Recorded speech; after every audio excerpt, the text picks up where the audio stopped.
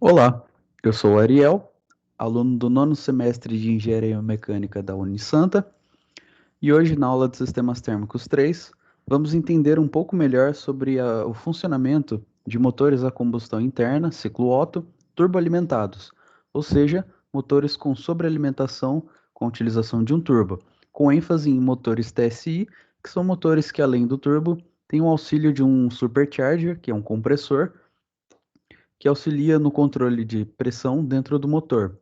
Também vamos comparar esses tipos de motores a motores turbodimensionados, que são motores que não possuem um turbo de fábrica e que o turbo é instalado através de dimensionamento. E muitas vezes esses motores não utilizam um sistema de refrigeração do ar que entra dentro da admissão. Então, nós vamos ver o efeito desses motores dentro dentro da câmara de combustão e ainda comparar com motores a ciclo Otto comuns. Bom, os motores a ciclo Otto comuns, como nós já vimos em aulas passadas, funcionam a 4 tempos em veículos automotores populares, onde basicamente nós temos um tempo de admissão de ar, que vem da atmosfera, sob pressão atmosférica, depois esse ar é comprimido, então existe a mistura combustível-ar e ainda existe uma vela de ignição que solta uma centelha para haver a explosão, e após a explosão, o cilindro é movimentado para baixo e retorna para escape dos gases de escapamento. Bom, no diagrama da esquerda, nós vemos um ciclo Otto real, onde está representado do ponto A ao ponto B a admissão de ar com aumento de volume na câmara de combustão, mantendo a pressão igual. E após isso, do ponto B ao ponto C, existe a compressão desse ar. Do ponto ao C ao D, existe a explosão após a mistura de ar combustível. Do ponto D ao ponto E, existe uma constância de pressão enquanto o cilindro está se movimentando durante a explosão. Do ponto E ao ponto F, existe a expansão, que é quando o cilindro está chegando ao ponto morto inferior. Do ponto F ao ponto B, existe a descarga, onde após a descarga, os gases vão para a exaustão e são enviados ao catalisador, retirando as impurezas, e do catalisador é mandado para a atmosfera. No lado direito, nós vemos o diagrama temperatura-entropia, onde basicamente dos pontos 1 ao 2 nós temos uma perda de entropia com a admissão de ar. Depois dos pontos 2 ao 3 nós temos um ganho de temperatura e entropia com a compressão desse ar e com a explosão dos gases que acontece do ponto 3 ao 4.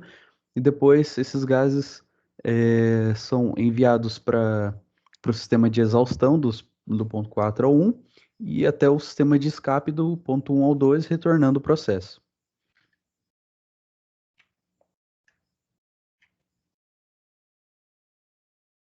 Bom, aqui nós temos uma representação esquemática de um motor turboalimentado, onde esse motor possui um turbo integrado, ou seja, um turbo que já é fabricado com o motor.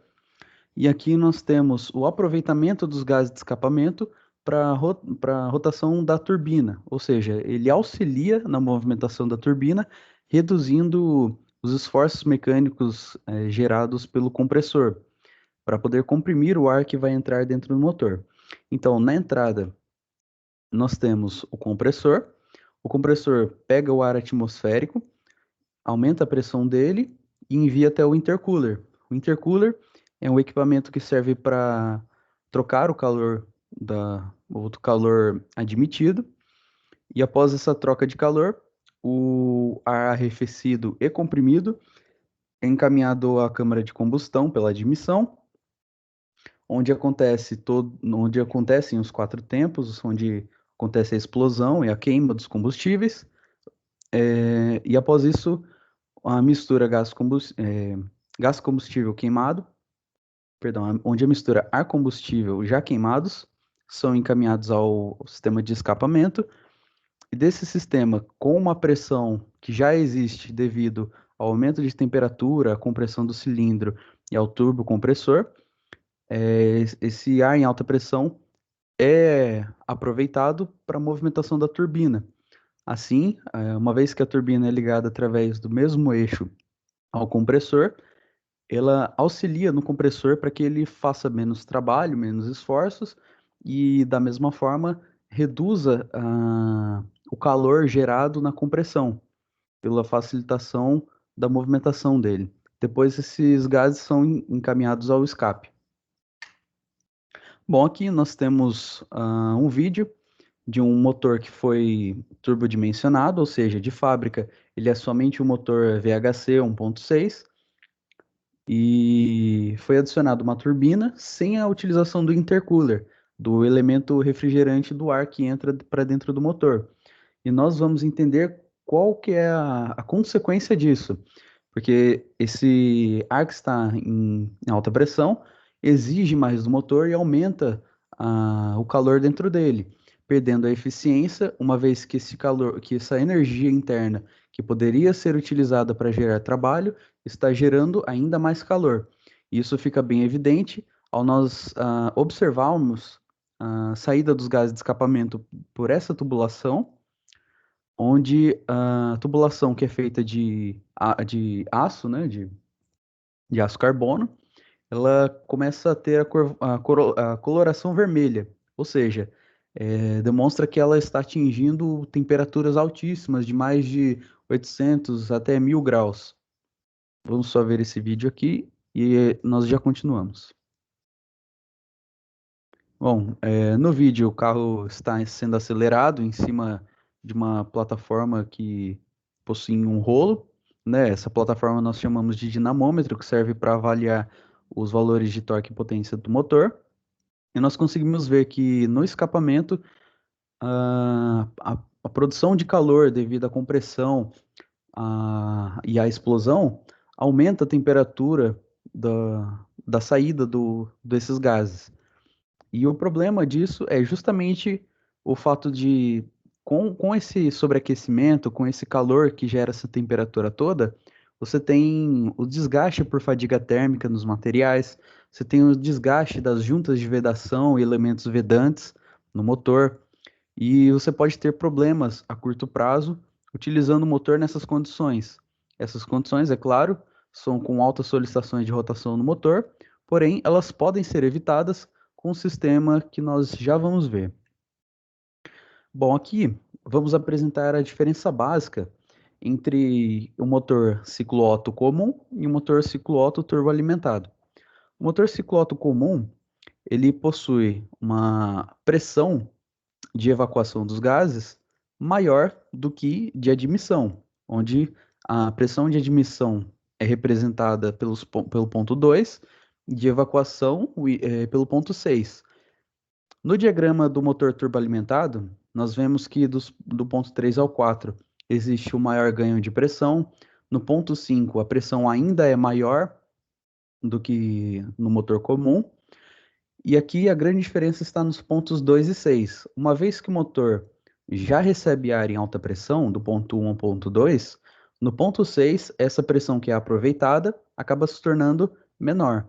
Porém, é uma pressão que está sendo jogada para o sistema de escapamento, ou seja, ela já foi aproveitada. Então, basicamente, pelo gráfico, os pontos 2 e 6, eles invertem de posição, um toma a posição do outro.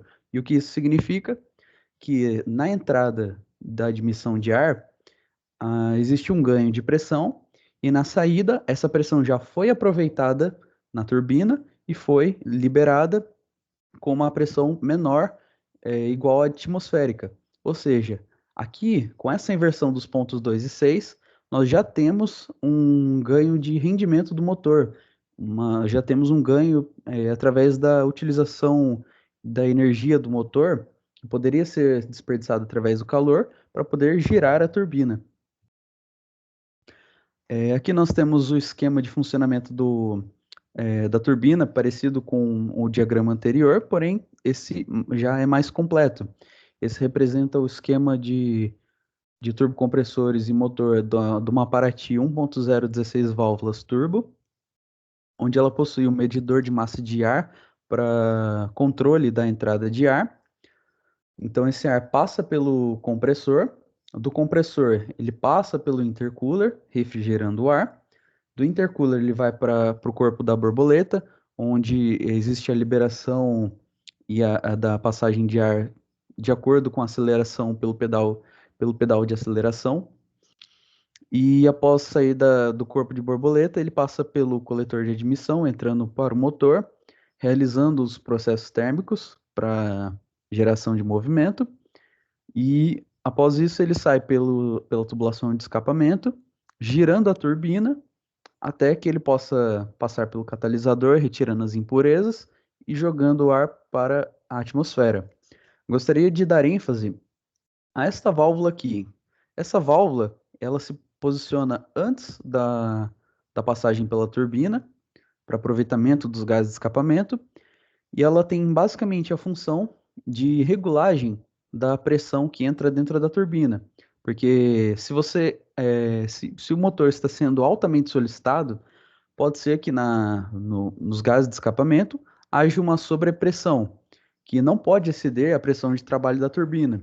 E quem faz esse controle da pressão de trabalho em cima da turbina é justamente essa válvula, que ela faz um bypass da saída dos gases de escapamento do motor diretamente para o sistema de escapamento antes do catalisador. Ou seja, ela pula a turbina, ela permite que gases do escapamento saiam sem que eles passem pela turbina. Essa válvula se chama válvula wastegate, que funciona justamente como uma porta para perda desses gases, para que eles não passem pela turbina e assim consiga fazer a manutenção da pressão incidida sobre ela. Bom, aqui nós temos três representações do motor 1.4 TSI, e aqui nós vamos entender os estágios de funcionamento do supercharger. O supercharger, que é um compressor em parafusos, né? Compressor de parafusos. Ele funciona através de dois parafusos, de dois elementos de compressão, que são acionados por um eixo, e esse eixo é conectado a uma polia, e essa polia acionada por uma correia. E essa correia é ligada a outra polia e é ligada também a um sistema de embreagem magnética, que faz justamente o acionamento desse supercharger, porque ele não funciona o tempo todo, ele apenas funciona quando ele é solicitado através de sistemas eletrônicos para a manutenção da compressão do ar que entra dentro da turbina e do motor. Como ele funciona? Bom, abaixo do supercharger, nós vemos que existe uma válvula de controle de entrada de ar da admissão. Essa válvula, ela funciona através de meios eletrônicos e com o ar que entra da admissão, ele passa por essa válvula, entra dentro da turbina, é comprimido dentro da turbina, passa pelo intercooler, passa pela válvula borboleta, que é acionada pelo pedal de aceleração, e entra no motor, saindo pelos gases de escapamento, com aproveitamento desses gases pela turbina e controle pela válvula wastegate, passa pelo catalisador, retirando as impurezas e é jogado para o ar atmosférico. Porém, para aproveitamento ainda maior da turbina, do rendimento da turbina, então, qual que é a ideia desse motor? Você reduzir a diferença de pressão que existe da saída do compressor da turbina para a entrada. E como nós conseguimos reduzir essas diferenças de pressão? Na segunda imagem, nós conseguimos ver que quando essa válvula de controle é fechada, o supercharger entra em funcionamento, permitindo a passagem de ar por ele, e após ele ser acionado pela embreagem magnética, ele comprime o ar da entrada da admissão e joga esse ar com uma temperatura não muito alta para dentro da turbina, fazendo com que essas diferenças de pressão sejam menores, assim gerando menos esforço pela turbina e menor sobreaquecimento da mesma. Dessa maneira, o ar que é comprimido e que permite um maior rendimento da turbina é jogado para o intercooler refrigerado da mesma forma. E quando essa pressão se excede a necessária, ou até mesmo para manutenção dessa pressão que entra dentro do motor através do supercharger, Essa válvula de controle pode ser parcialmente aberta para que, ao invés de funcionar como uma válvula de entrada de ar, ela funcione como uma válvula de alívio da pressão gerada pelo supercharger. Então, é um sistema de controle completo da compressão do ar que entra para dentro da turbina, que depois vai para o sistema de admissão do motor. E nós vamos ver os efeitos desse tipo de sistema, inclusive na geração de torque e potência desse motor.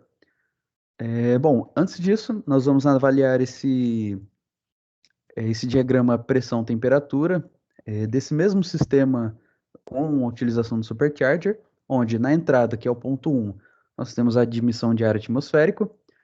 Do ponto 1 ao 2, nós temos a compressão desse ar pelo supercharger, com um pequeno ganho de temperatura e um ganho maior de pressão. Dos pontos 2 ao 3, nós temos a compressão pelo turbocompressor, após já ser comprimido pelo supercharger, ou seja, antes, se não houvesse o supercharger, dos pontos 1 ao 3, deveria haver a compressão pelo turbocompressor, exigindo mais do turbocompressor. Agora, com o supercharger, ele tem esse caminho que gera menos esforços para o turbocompressor. Dos pontos 3 ao 4, nós temos a refrigeração do ar pela utilização do intercooler.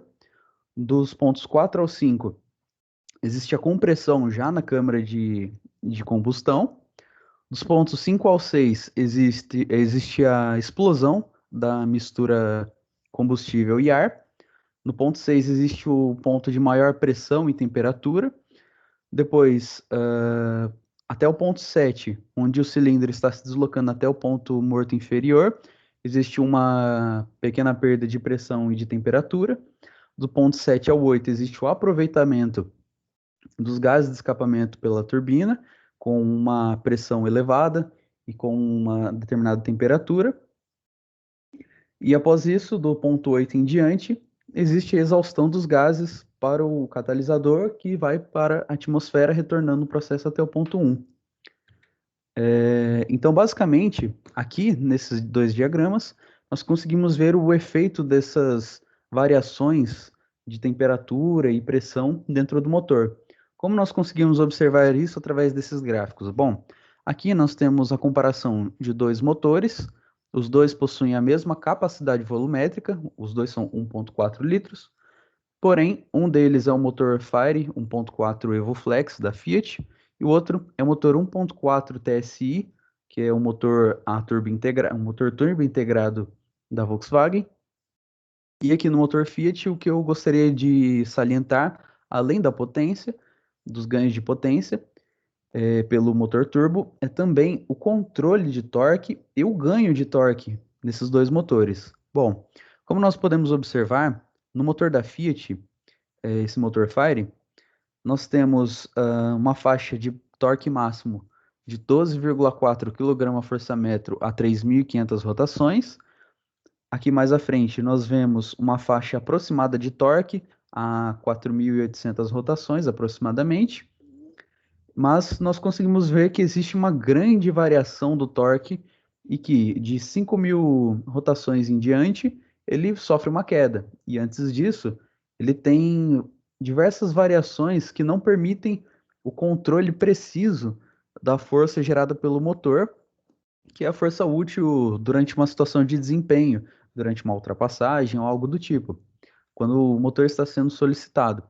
Agora, no motor 1.4 turbo, devido à utilização do supercharger, dos sistemas eletrônicos de controle de compressão de ar, de entrada de ar dentro do motor, devido a todo esse sistema que nós já vimos, existe desde as 1.800 rotações, que é considerado uma rotação baixa, até as 4.500 rotações, que é considerado uma rotação média alta, nós temos essa faixa constante de torque, que é o torque máximo atingido pelo motor, que é de aproximadamente 24 kgfm, ou seja, é o dobro do torque do motor Fire.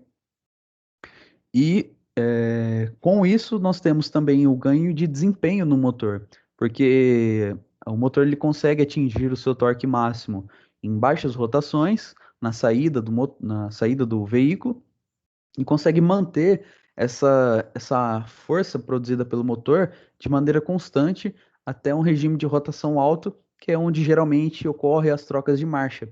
Ou seja, aqui nós temos um máximo aproveitamento do rendimento do motor para gerar torque, para gerar força, para gerar aceleração no motor, que é justamente a intenção, que é justamente o que nós queremos, né? É, então, e como se dá todo esse efeito de agora analisando pela termodinâmica?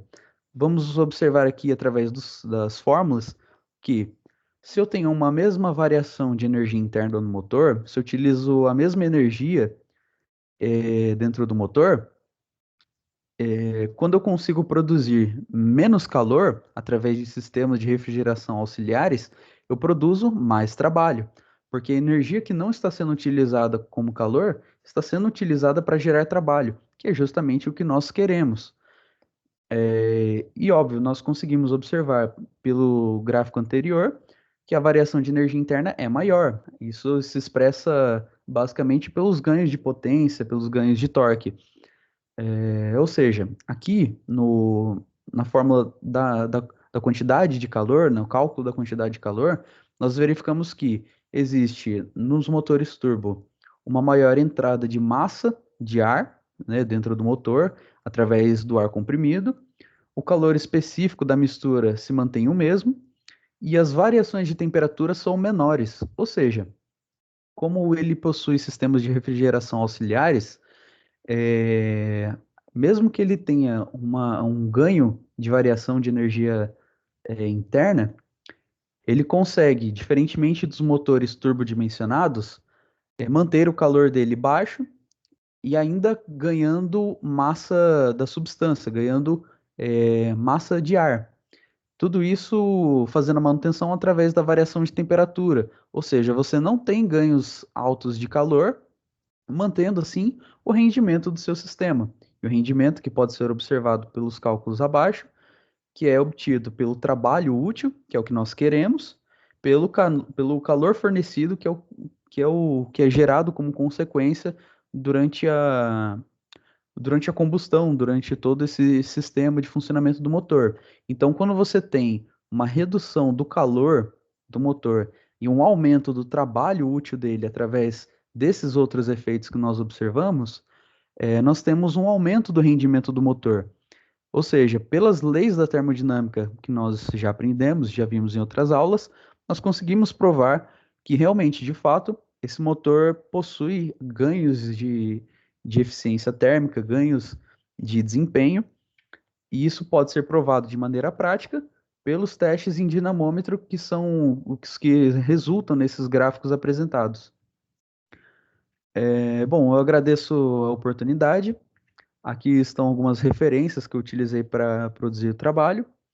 E eu gostaria de ressaltar esse último link aqui, que é um link de um vídeo do YouTube, do canal Alta RPM, apresentado pelo Márcio Murta, onde nesse vídeo ele está em um evento, uma feira automobilística, e lá tem um motor TSI em corte parcial, mostrando o funcionamento parte a parte desse motor, né, onde você consegue ter uma visualização melhor de como ele funciona internamente. E o Márcio Murta vai conduzindo a explicação de maneira didática, o que ajuda, inclusive, a gente entender melhor como se dá o funcionamento desse motor. Então, fica aqui a minha recomendação. Agradeço mais uma vez e boa noite a todos.